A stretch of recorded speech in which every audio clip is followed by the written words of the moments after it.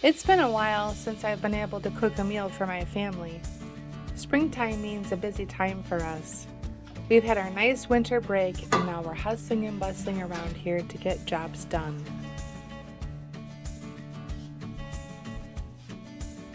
I'm trying to use up some of my frozen produce and canned goods from last year's harvest.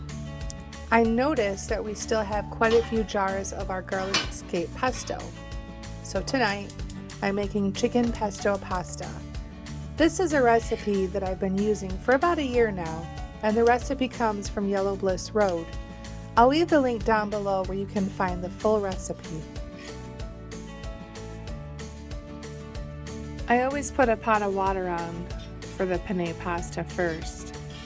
Next, I get my cast iron griddle nice and hot and ready for our sliced chicken. I like to use coconut oil on my griddle when I'm searing chicken because of the high smoke point. Avocado oil works nice too. I slice my chicken into nice strips and season with salt and pepper generously.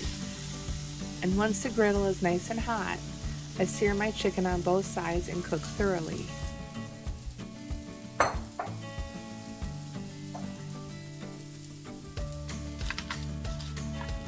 This is my third year growing garlic and I'm disappointed in myself.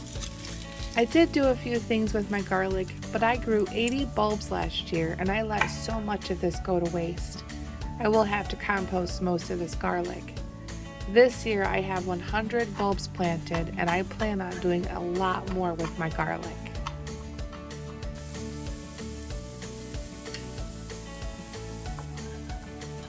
Next, we need to saute the garlic in a generous amount of butter. Once the garlic is nice and browned, we can add flour to make our roux. A roux is equal parts flour and fat, usually butter. It's just used as a thickener for our sauce.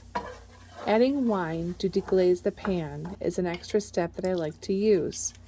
This is a Sauvignon Blanc wine, and it adds so much flavor to this dish.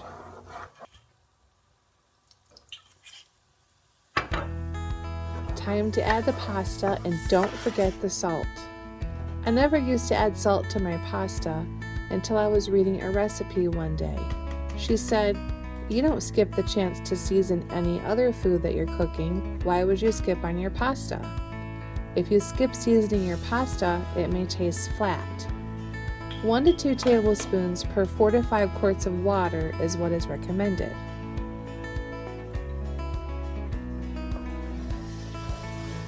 Now that our roux is complete, it's time to add 1 cup of chicken broth. You can add vegetable broth or stock too. Either will work. Let that mix in with your roux and then add 1 cup of full-fat cream. In the original recipe, she says to season your chicken breast with Italian seasoning before cooking. I find that it burns the herbs, so after I've added my cream, I will add the Italian seasoning. It's a personal preference. Here comes my favorite part, cracking open that jar that I have preserved. This past year, I couldn't find pine nuts at a decent price, so I used cashews. And I actually prefer the taste of the cashews much better. I'll post a link to the video I created last year on the garlic escape pesto. This one is delicious. The recipe here calls for half a cup of pesto, but I always use the whole half-pint jar. Parmesan cheese can be pricey, so I like to buy it in bulk from Costco and keep it in the freezer. I'll pull it out when a recipe calls for it. It grates just fine when it's frozen. For this recipe, we need half a cup of grated Parmesan. I actually think that this is Pecorino Romano. When adding the mozzarella cheese, we need to work very quickly to mix it in so that the cheese doesn't seize up on us. And don't overdo it on the cheese. The amount in the recipe is perfect. Next, we'll add the pecorino cheese and mix it very quickly.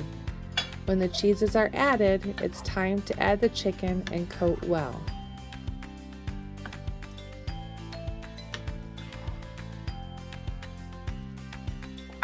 Broccoli pairs nicely with this meal, and it's pretty quick to prepare.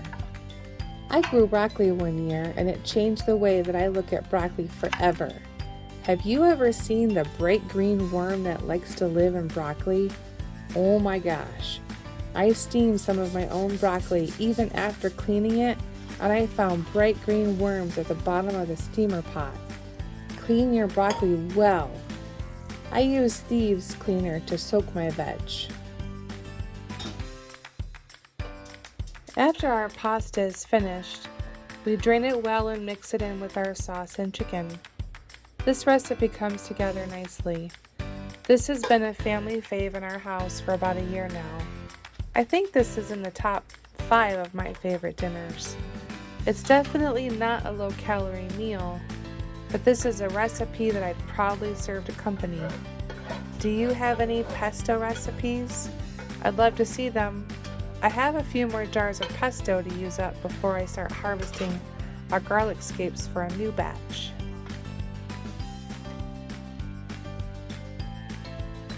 It was nice to sit down to a meal. You can tell by Mike's outfit here that he was outside working in the garden.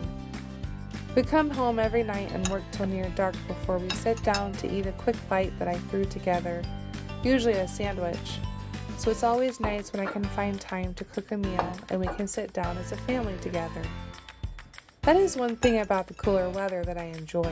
I love to bake and cook, but when warmer weather is here, we don't have AC, so I don't even turn the oven on. My name is Kristin, and I'm so glad that you stopped in to check out my video. Give this recipe a try. I don't think you'll be disappointed. I hope you stop back in to say hello. I'll see you next time.